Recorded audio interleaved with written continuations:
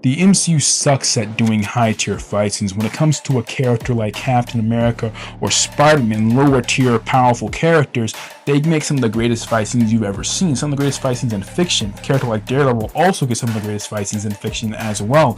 But when it comes to characters like Thor, Hulk, characters who are compared to nukes, characters who are called the strongest one there are, characters that can take the full force of a star, all of a sudden, when they time to throw hands, they start fighting like, well, mid-tier characters. They get thrown into a wall and it looks like the most devastating thing to them that you'd ever seen. Even though the walls barely crack, no impact frames or anything like that are actually applied, it's just like they're just hurt from getting thrown into, again, a wall. And they hit the ground and make a little tiny little small little baby crater. That's basically all they actually do. But that is one thing that the MCU, again, completely sucks at. It's a problem that also expands also to Marvel animation in general. That said, there are multiple elements on why that they suck at doing these fight scenes, elements that make sure that they can never make a truly great fight scene.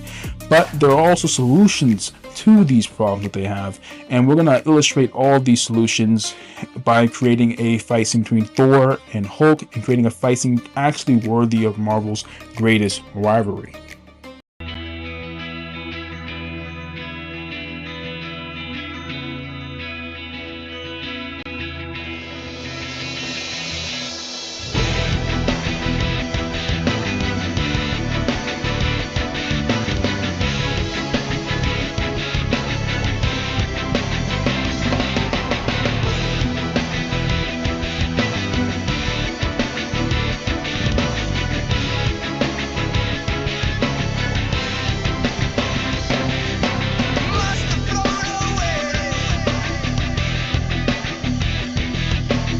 The first major problem with all MCU high-tier fight scenes, or at least the majority of them, is scale. As I kind of mentioned before, the actual level of destruction is completely and utterly terrible. Usually it's kept very, very small. When you look at these characters who do such incredible things, why is the scale of their destruction when they actually throw hands so very small?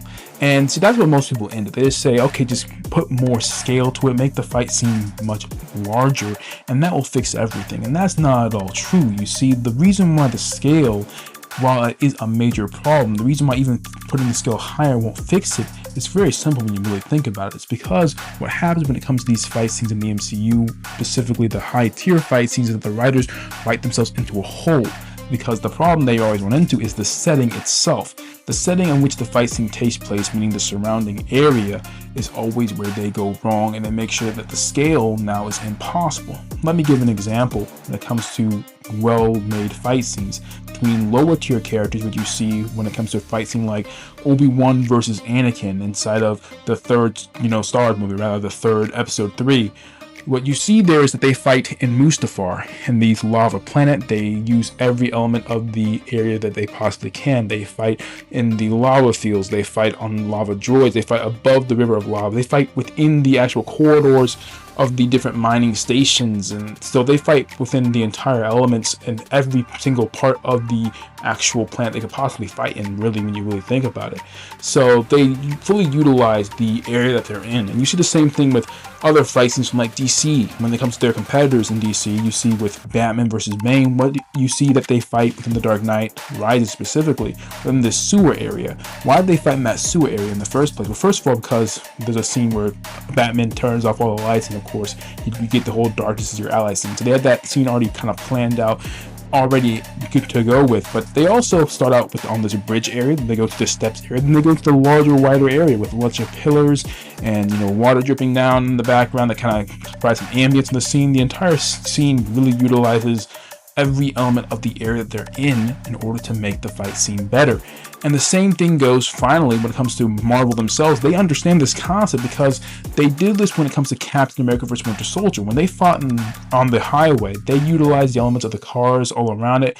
You have the element before him where Captain America is fighting through the Hydra agents. They're using the car, the bus, everything around them. They're using it in order to make the fight scene better. Even the overpass, using every element to make the fight scene much more superior. And that's what they usually fail to do when it comes to the high-tier fights. With high-tier fights, what you do to make them better is you add in more scale. But instead, they place these high-tier characters in low-tier settings, low-tier areas where their fight actually begins. For example, look at what should have been one of the most powerful characters, a character like Captain Marvel, who's someone who's so powerful she can reignite the sun. Supposed to be one of the most powerful characters within the entirety of the MCU, light speed flight, all this incredible power she has. Yet where do we want her to fight at? They would like her fight versus her fellow Kree soldiers in a room. Like literally she fights them in a room within one of the ships of the Skrull Empire. They fight within this small little room. Nothing is really destroyed besides maybe a few little arcade machines. That's it. For a character who's supposed to be able to reignite suns, who's supposed to be one of the most powerful characters within the entire universe, she has her fight scene again in a room. Utterly terrible. And she's not the only one who does this. You see this from Thor all the time.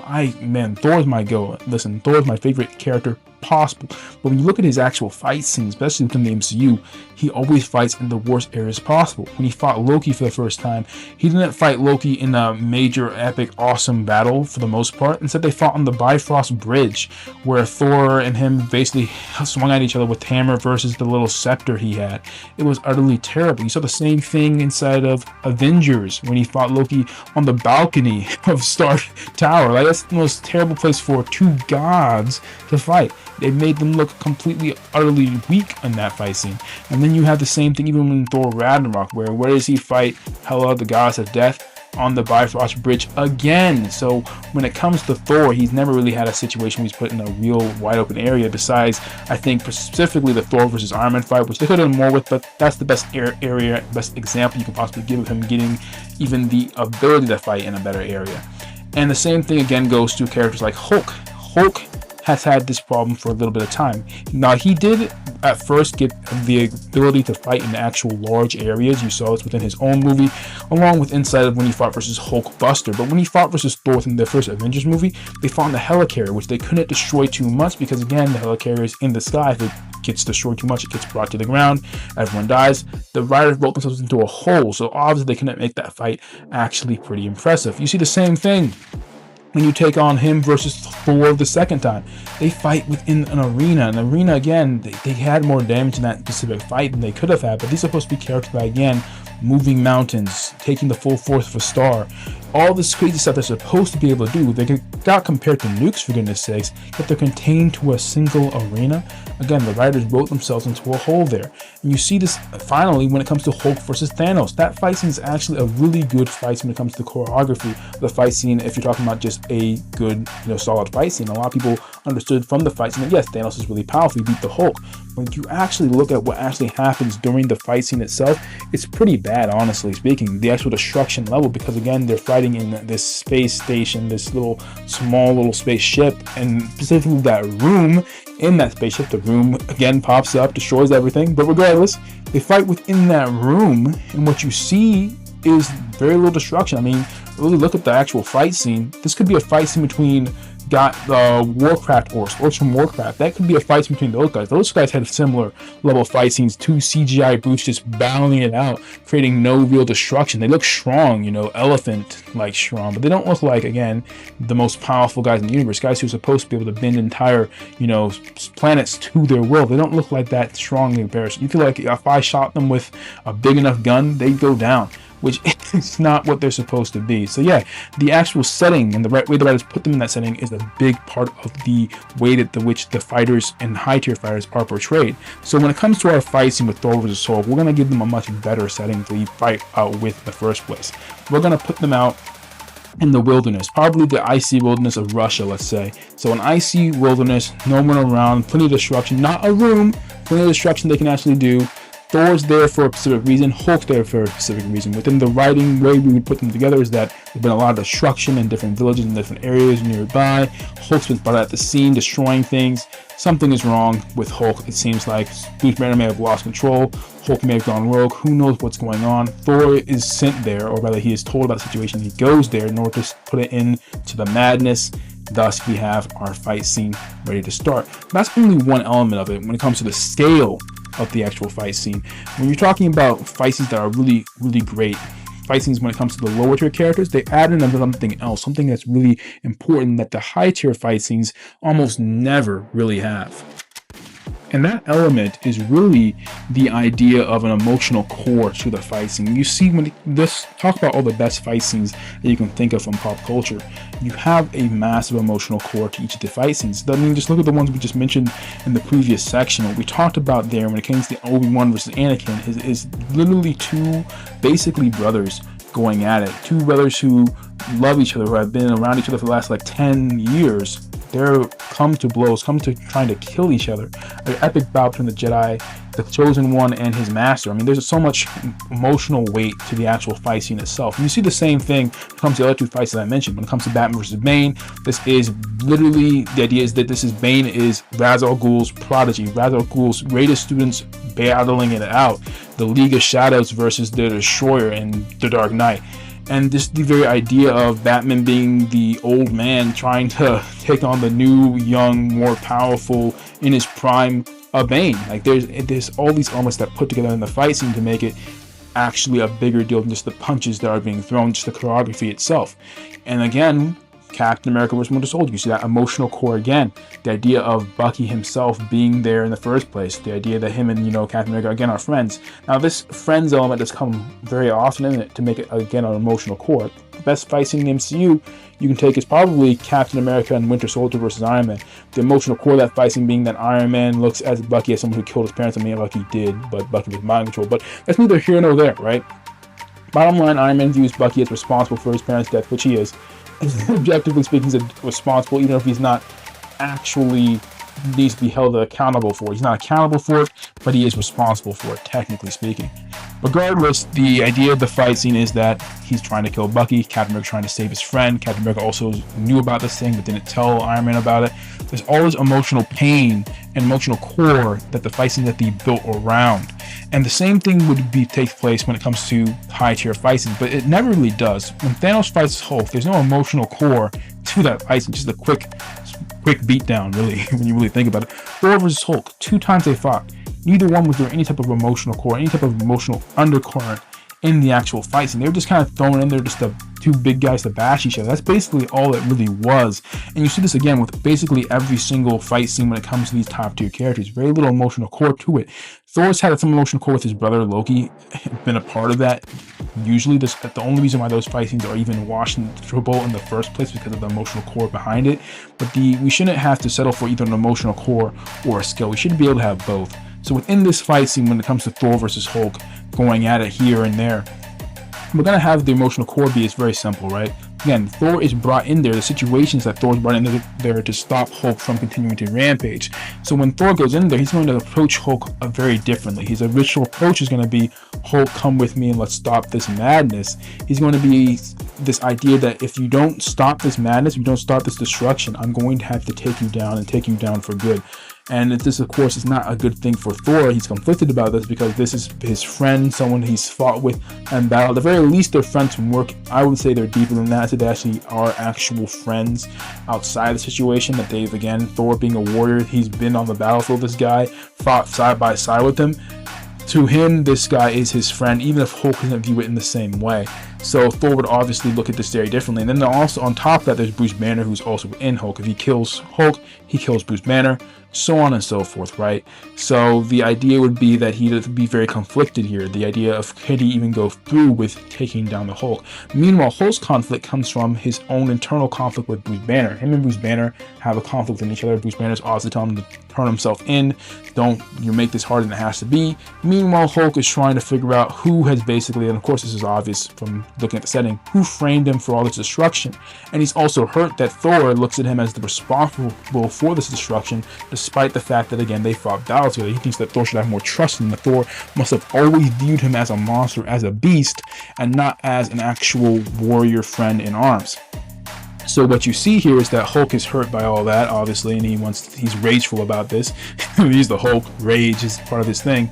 And he's going to fight Thor because of that. And meanwhile, he's also going to be held back by Bruce Banner every now and then in the fight, trying to wrest control from Hulk to try to prevent Hulk from going all out, from prevent Hulk from killing Thor or hurting Thor significantly. Meanwhile, Thor is going to be basically conflicted with himself and whether or not he actually wants to end the Hulk here and now. He's going to be trying to convince them with every strike, with every hold, with every attack that Hulk stay down, surrender. It doesn't have to be this way. All that type of thing can be involved in this fight scene. That's what should be involved in this fight scene to give it an emotional core. But again, that's only one other element that can be added in there. There's a third element that, again, rarely gets talked about in all of Western stories, all Western fight scenes, not only just the really good high tier ones and the lower tier fight scenes. And the final part that's really important when it comes to these high tier fight scenes, the part that never gets really talked about when it comes to the fight scenes of the Western media in general, that really gets shown in anime fight scenes, is the idea of the plan, which includes the plan of the attack for both characters and finally the plan finish. So when it comes to the plan of attack, a lot of Western fight scenes just have the people just brawl it out. Like, there's no real plan when it comes to the actual violence that's taking place. Neither one seems to have much of a plan. They're just trying to do whatever they can to knock the other person out. As I said in the other fight scene between Thor versus Hulk, knock some sense into him. No real actual strategy long term when it comes to the way they fight. Unfortunately, anime, of course, is much better on this. The entire anime fight scenes are usually based around the central idea of defeating one element of the character. That's why the characters usually monologue about my one weakness, I suppose, or the way that their power works, rather, and thus the main character figures out what the weakness of their power and the way it works really is. And I'm not saying we should do that necessarily at all. I think that's way too far when it comes to anime. Anime is able to get away with it because it's, again, Japanese, and since it's foreign, people give it a little bit of a pass. But I think within the Western stuff, what we have to do is simply just make sure the plan is still clear, obviously speaking, that there's a clear idea of how the characters plan to proceed with their attack. I think that's a much better way to do it when it comes to the Western style. Now, of course, it also has to do with the ending of the fight scene itself. How is the fight scene actually going to end? That depends on how well the plan of each of the characters actually work.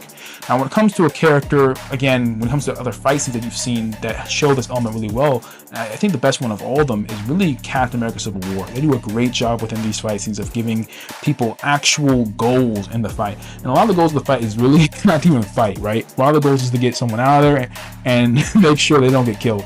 That person being Bucky, right? One of the very first fight scenes within the actual Captain America Civil War movie, not the first one, but one of the very first ones, is the scene where they try to get Bucky to get away from the German police, right? And what you see there is the German, police force, the SWAT team, whatever you want to call them, these German forces, they're coming in there to kill Bucky. That is their goal. They're going to kill Bucky, get him, completely kill him if they can, right? They're shoot to kill. Captain America's plan is to get Bucky to escape. He's not even trying to necessarily to fight the German police here, these authorities. He's not trying to fight them at all. He's mostly just trying to help Bucky escape. And by doing that, part of that has to do with fighting these guys. This is what it is. So, and of course, Black Panther gets added into the fight scene. Falcon's added in there as well. All their elements still trying to get Bucky to escape, not necessarily win the fight. See this again when it comes to their fight in the airport. The airport fight scene is get to that one jet and get out of here. It is not necessarily actually win the fight. In fact, they understand they can't win the fight for the most part. And then finally, you see this full circle put in the final fight scene of the movie. When it comes to Iron Man versus Captain America, the idea of the fight scene, at least early on, was get Bucky to escape. That was the idea. Get Bucky to escape, let Iron Man calm down, and maybe we can figure something out else afterwards, right?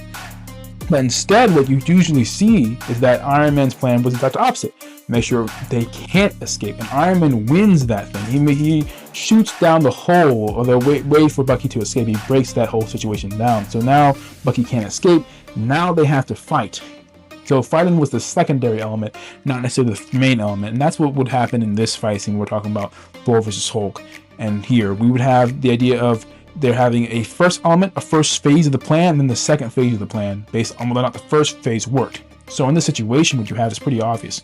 Hulk's plan is to defeat Thor, incapacitate him in some way, shape, or form so he can escape and continue to look for whoever framed him for this damage, for this whole situation. Thor's plan is the exact opposite. Thor's plan is to subdue Hulk, hopefully without killing him, but if need be, he'll have to kill him, right? So when this fight actually begins, Thor's plan is going to be involved a whole lot of grapples. It's going to be a whole lot of trying to choke Hulk out, trying to grapple him, trying to non-lethally put him down, putting the hammer on him. All these different elements he's going to try to do to try to make sure that he can simply capture Hulk without killing him, even without sometimes even trying to knock him out necessarily. I think that his first thing would be subdue without knocking out. Then once that's starting to fail, he starts trying to knock him out. And then when that fails, he'll go on to possibly putting him down for good. And for Hulk, his plan, I think, at first would be simply subduing Thor, getting away from all of Thor's attacks. And then eventually he's going to start to come to the point where his rage starts getting the best of him. He starts saying that, no, in order for me to escape from this, Thor has to be put down. Not necessarily killed, but I think he's going to eventually get to the point where he said that Thor has to be knocked out at the very least so I can escape. And then I think probably when Thor's probably the first one to go to the idea of Hulk attacking with such rage, such anger, such force, such a ferocity, that he has to be taken down, put down possibly for good. So Thor starts going for more lethal type methods. I think Hulk is going to realize this, and Hulk, in realizing it, says, all right, then I'm going to have to resort to more lethal methods. It kind of goes on with the emotional core from before, where Hulk's going to look at it as Thor never saw me as a fellow teammate, really. He only ever saw me as a monster. And if I want to escape, I want to live, then I have to kill him. And it's not even killing my friend, because ultimately speaking, he never even viewed me as a friend.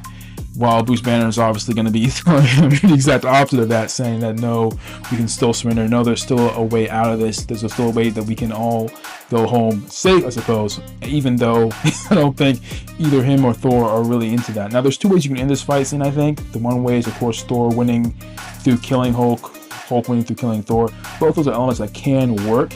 Obviously, you don't want to kill off one of your top characters, especially versus another character like this, unless that's what you really want to go with. Not my way of doing things, per se.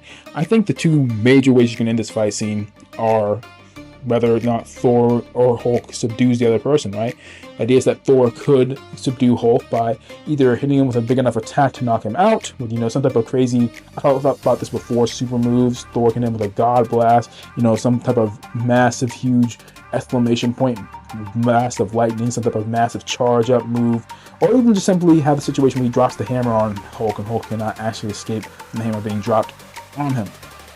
Now, those are all elements that you could make sure Thor wins the fight and thus takes Hulk in. There's also the third element, right? The idea of Hulk winning the fight, but what does Hulk do when he wins the fight? It can have a classic, really cool moment when he's like just beating on Thor and he's about to literally just kill him.